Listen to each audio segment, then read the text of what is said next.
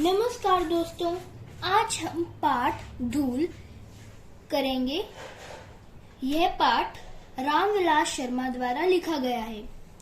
प्रस्तुत पाठ धूल में लेखक ने धूल की महिमा और महात्म्य, उपलब्धता तथा उपयोगिता का वर्णन किया है।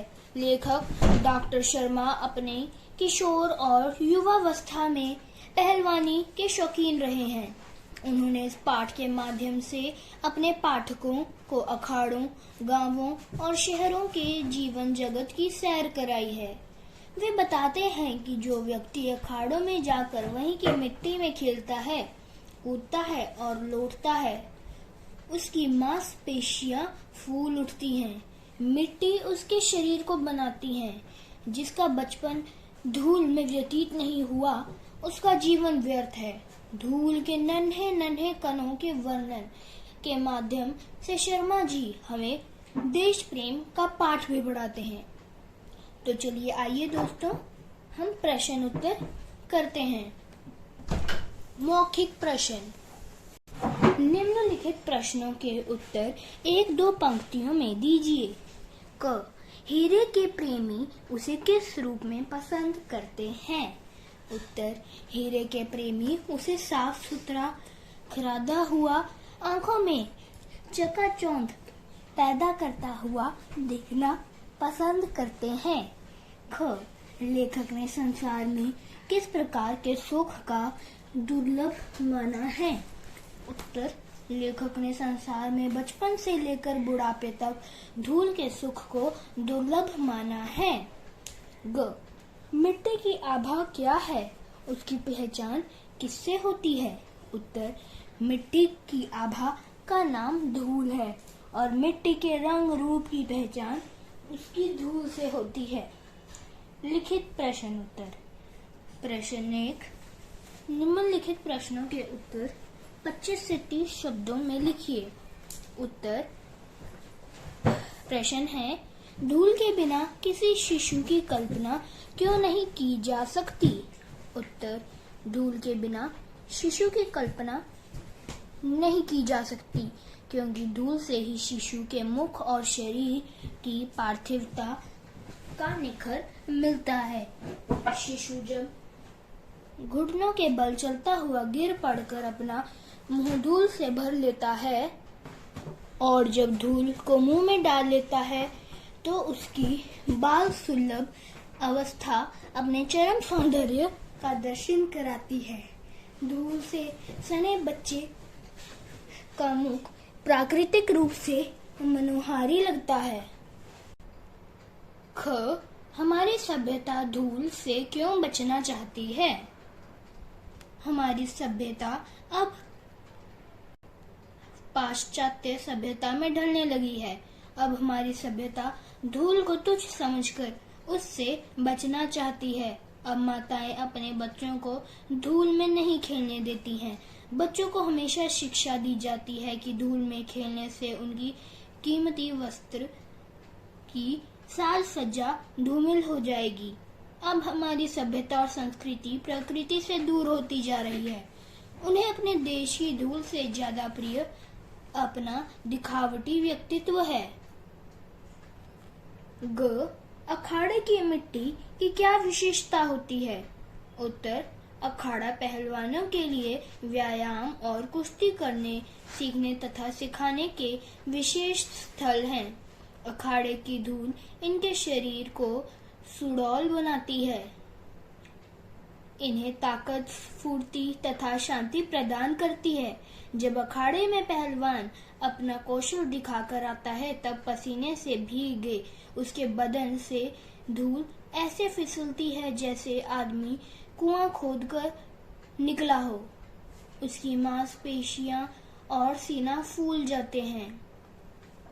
वह अखाड़े में अपने विरोधी को हराकर चारों खाने जीत लेटकर अपने आप को विश्व विजयी समझता है। घ. श्रद्धा, भक्ति, स्नेह की व्यंजना के लिए धूल सर्वोत्तम साधन किस प्रकार है? उत्तर: लेखक के अनुसार श्रद्धा, भक्ति और स्नेह की व्यंजना के लिए धूल से सर्वोत्तम कोई साधन नहीं है।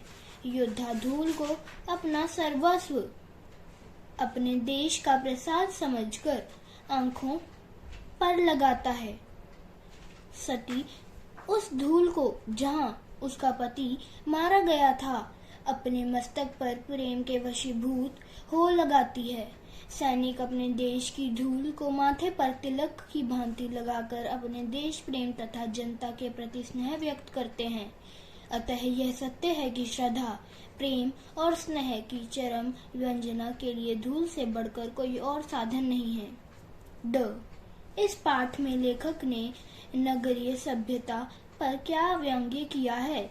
उत्तर, इस पाठ में लेखक ने नगरीय सभ्यता पर व्यंग्य किया है कि नगरीय सभ्यता में बच्चों का बचपन अटखेलियां नहीं कर पाता और धूल की महिमा और उसके महत्व से अनभिज्ञ रह जाता है। यह उनका दुर्भाग्य ही है कि वे अपने देश की प्रकृति और संस्कृति का बचपन से बुढ़ापे तक आनंद ही नहीं ले पाते। नगरीय व्यवस्था में लोग अपने देश प्रेम की परिचायक धूल के दर्शन ही नहीं कर पाते। मिट्टी में सने किसान और सैनिक जो इस देश के हीरे हैं, उनके भीतर की कांति न देखकर वह कांच को ही हीरा समझ बैठते हैं। नगरीय व्यवस्था की महिलाएं तथा पुरुष ऊपरी दिखावे के पीछे घूमते रहते हैं। वे अपने बच्चों को धूल से दूर करके उन्हें देश की ताकत बनने से रोक रहे हैं। प्रश्न 2, निम्नलिखित प्रश्नों के उत्तर 50 या 60 शब्दों में लिखिए। क, लेखक बाल कृष्ण के मुंह पर छाई गोधूली को श्रेष्ठ क्यों मानता है? उत्तर, लेखक कहता है कि धूल के बिना शिशु की कल्पना नहीं की जा सकती। आजकल अनेक प्रसाधन सामग्रियां प्रचलित हैं। ये प्रसाधन सामग्रियां सौंदर्य को निखारती हैं, परंतु प्रसाधन सामग्रियां कृत्रिम होती हैं। लेखक के अनुसार कृत्रिम वस्तुएं प्राकृतिक वस्तुओं का स्थान नहीं ले सकती। बच्चे के मुख पर, बाल कृष्ण के मुख पर गोधूली उसकी प्राकृतिक मासूमियत को दर्शाती है, इसलिए वह श्रेष्ठ है। ख, लेखक ने धूल और मिट्टी में क्या अंतर बताया है? उत्तर, हमारा शरीर मिट्टी का ही बना है, इसलिए पार्थिव है। मिट्टी को लेकर संसार की क्षणभंगुरता पर अनेक बातें कही जाती हैं, परंतु यह भी सत्य है कि जीवन में जीने के लिए जितना भी सारत्व आवश्यक है, सब मिट्टी से प्राप्त होते हैं। फल, फूल, रस, गंध आदि सब मिट्टी में से उपजते हैं। मिट्टी के बिना इनका कोई अस्तित्व नहीं है। धूल मिट्टी का सारा तत्व है। मिट्टी की चमक का नाम धूल है। मिट्टी के रंग रूप की पहचान उसकी आभा धूल से होती है। मिट्टी और धूल का संबंध ऐसा घनिष्ठ है जैसा शब्द और रस का, देह और प्राण का, चांद और उसकी उज्जवल चांदनी का। ग, ग्रामीण परिवेश में प्रकृति धूल के कौन कौन से सुंदर चित्र प्रस्तुत करती है? उत्तर, ग्रामीण परिवेश में प्रकृति धूल के कई सुंदर चित्र प्रस्तुत करती है। फूल के ऊपर धूल तथा बालक कृष्ण के मुख पर गोधूली जीवन चित्र है। गांव के अखाड़े में पहलवानी करने वाले पहलवान जीवंत चित्र हैं। गांव के अखाड़े में पहलवानी करने वाले पहलवान जब पसीने से तर होकर, चारों खाने चित होकर जमीन पर लेटता है, तब अपने आप को विश्व विजयी समझता है। संध्या काल के समय जब गाय के खुरों और ग्वालों के आने से गोधूली उड़ती है, तो वह दृश्य देखने योग्य होता है, जो शहर के लिए एक असंभव सपना है। आम के बाग के पीछे छिपे सूरज की किरणों में जो धूली सोने की मिट्टी कर देती है, मेले जाते गाड़ियों की लोक पर उठी रुई जैसे बादल अथवा स्थिर धूल जो ऐरावत जैसे हाथी जैसी सुंदर और मदमस्त है, दर्शनीय है। घ, हीरा वही घन चोट न टूटे का संदर्भ पाठ के आधार पर स्पष्ट कीजिए। उत्तर, कवि के अनुसार हम अपनी सभ्यता को भूलकर पाश्चात्य सभ्यता में रंगते जा रहे हैं। अपने देश के किसान जो हर वक्त मिट्टी में काम करके हमारे लिए अन्न उगाता है, उसे हम नीची निगाह से देखते हैं। ये वास्तव में हमारे देश के हीरे हैं, जिनकी कांति हमें हीन भावना के कारण दिखाई नहीं देती। हम उन लोगों को सम्मान देते हैं जो कांच की तरह हैं, जिन्हें जरा सी ठेस पहुंची कि टुकड़े टुकड़े हो जाते हैं। परंतु हमारे देश के हीरे इतना शोषण होने के बावजूद भी कभी नहीं टूटे, अर्थात हिम्मत कभी नहीं हारे और न हारेंगे। ड, धूल, धूली, धूली, धूरी और गोधूली की व्यंजनाओं को स्पष्ट कीजिए। उत्तर, कवि कहता है कि धूल, धूली तथा धूरी आदि की व्यंजनाएं अलग अलग हैं। धूल जीवन का यथार्थवादी गद्य है और धूली उसकी कविता है। धूली छायावादी दर्शन है, जिसकी वास्तविकता सेंधप्रद है, और धूरी लोक संस्कृति का नवीन जागरण है। इन सब का रंग एक ही है। मिट्टी काली, पीली, लाल तरह तरह की होती है, लेकिन धूल कहते हैं तो सब एक स्वरूप हो जाता है। च, धूल पाठ का मूल भाव स्पष्ट कीजिए। उत्तर, धूल पाठ के माध्यम से लेखक यह स्पष्ट करना चाहता है कि धूल को मात्र मिट्टी मान लेना उचित नहीं होगा, क्योंकि इसी मिट्टी से जीवन के सभी सार तत्व प्राप्त होते हैं। इसलिए हमें मिट्टी अर्थात धूल से इतनी घृणा नहीं करनी चाहिए।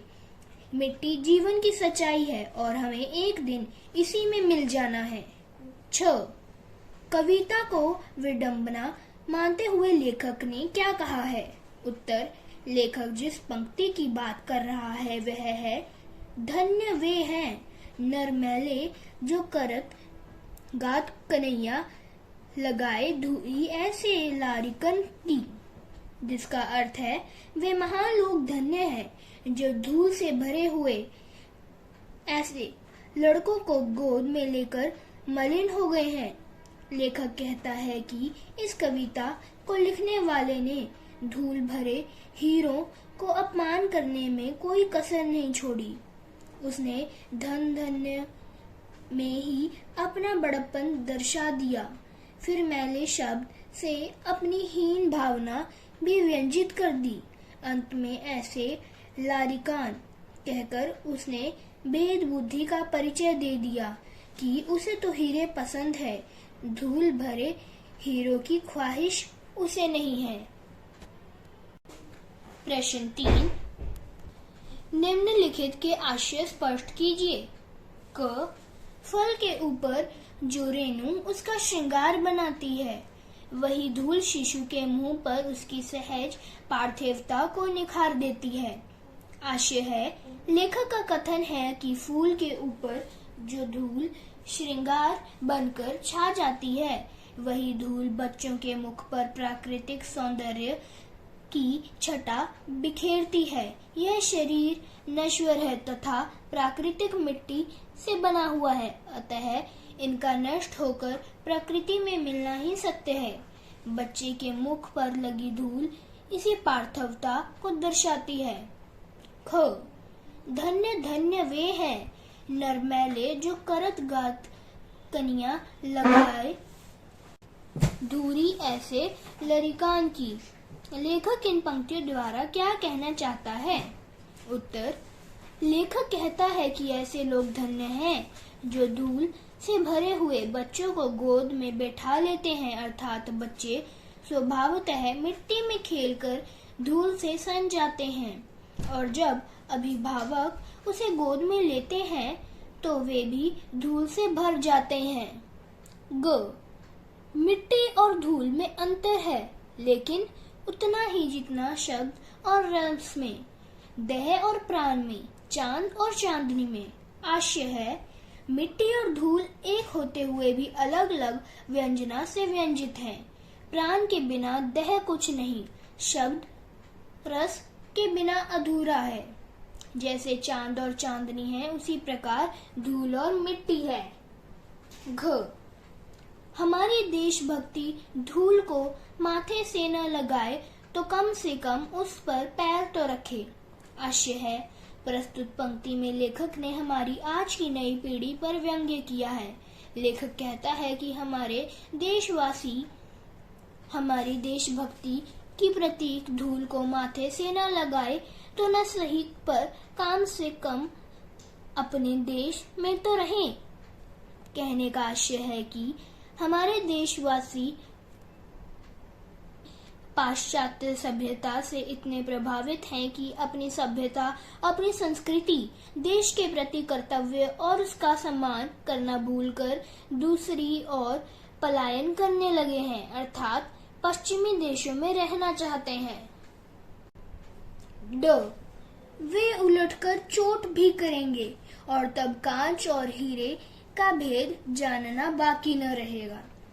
इस पंक्ति से आशय है, लेखक कहना चाहता है कि पाश्चात्य सभ्यता में रंगे नगरीय सभ्यता के लोग हमेशा धूल में कार्य करने वाले अपने किसानों और मजदूरों की कीमत नहीं पहचानते। उन्हें तो आडंबरों, झूठे नकाबपोश लोग ही अच्छे लगते हैं। हमारे किसानों का बहुत शोषण हुआ है, परंतु ये हीरे कभी नहीं टूटे, अर्थात हिम्मत नहीं हारे। जब ये हीरे इन नकाबपोशों को बेनकाब कर देंगे, तब सबको इनकी असली तस्वीर का पता लग जाएगा। अब है भाषा अध्ययन। प्रश्न 1, निम्नलिखित शब्दों के उपसर्ग छांटिए। उदाहरण है, विज्ञापित, वी उपसर्ग है और ज्ञापित मूल शब्द है। संसर्ग, इसमें क्या है? सन जगह सर्ग, सम जमा सर्ग, संसर्ग। उपमान, उप जमा मान, उपमान। संस्कृति, सम जमा कृति, संस्कृति। दुर्लभ, दुर जमा लब, दुर्लभ। निर्द्वंद्व, निर्जमा द्वंद्व। प्रवास, प्र जमा वास, दुर्भाग्य, दुर जमा भाग्य, दुर्भाग्य। अभिजात, अभि जमा जात, संचालन, सम जमा चालन, संचालन।